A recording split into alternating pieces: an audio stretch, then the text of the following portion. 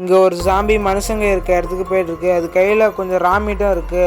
போயிட்டே இருக்கிற வழியில் லாங்லேருந்து ஒருத்தன் ஸ்னைப்பரை வச்சு அந்த ஜாம்பியை சுட்டுடுறான். இதுக்கு முன்னாடி என்ன நடந்திருக்குன்னா, ஊர் ஃபுல்லாக ஜாம்பியாக இருக்கனால ஒரே ஒரு ஃபேமிலி வண்டி தப்பிச்சு போயிட்டுருக்க வழியில் ஆக்சிடெண்ட்டாக இருக்கும். முழிச்சு பார்த்தா அவங்க ஒய்ஃபும் ஜாம்பியாக இருப்பாங்க. அதுக்கப்புறம் அவங்க குழந்தைய வண்டி காப்பாற்றி எடுத்து வந்து வச்சுட்டு வெளில பார்த்தா அவங்க ஒய்ஃப் ஏற்கனவே இவரை கடிச்சிருக்கிறது தெரிய வந்திருக்கும். அதை பார்த்துட்டு எப்படியும் நம்ம தப்பிச்சு போகணும், 3 மணி நேரம் டைம் இருக்குது, அதுக்குள்ளே நம்ம குழந்தைய போய் எப்படியோ சேர்த்துடலாம் அப்படின்னு சொல்லிட்டு அவர் கையிலையும் எழுதி வச்சுக்கிறாரு.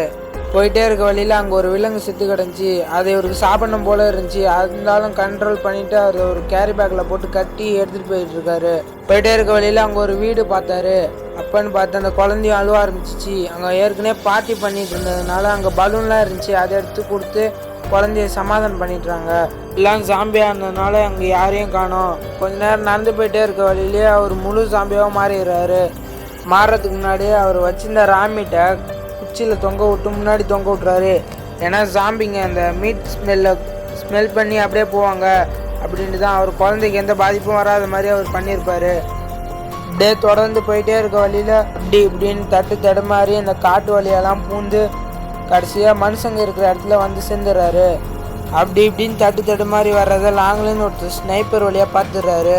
இவர் அப்நார்மலாக நடந்து வர்றதை பார்த்து இவங்க ஒரு ஜாம்பி தான் சொல்லிட்டு ஷூட் பண்ணிடுறாங்க. ஷூட் பண்ணோன்னா முழுசாக அந்த ஜாம்பி செத்துடுச்சான்னு அங்கேருந்து ஆட்கள் வந்து பார்க்குறாங்க. வந்து பார்த்தா இவர் எதுக்கோ ப்ரிப்பேர்ட் ஆகிட்டு தான் வந்திருக்காரு. ஆனால் எதுக்குன்னு தெரில அப்படின்னு சொல்லிட்டு யோசிச்சுட்டு இருக்கும்போது, சரி வாங்க நம்ம போகலாம் அப்படின்னு சொல்லிட்டு போயிட்டு இருக்கும்போது அந்த லேடி டக்குன்னு பார்க்குறா. அங்கே ஒரு குழந்தை அழுவுற சத்தம் கேட்குது. இந்த குழந்தைய எடுத்துகிட்டு இவர் இதுக்கு தான் ப்ரிப்பேர்டாக வந்திருக்காரா அப்படின்னு சொல்லிட்டு இவங்க எடுத்து வச்சுக்கிறாங்க. அந்த குழந்தைய இவங்களே வளர்க்குறாங்க.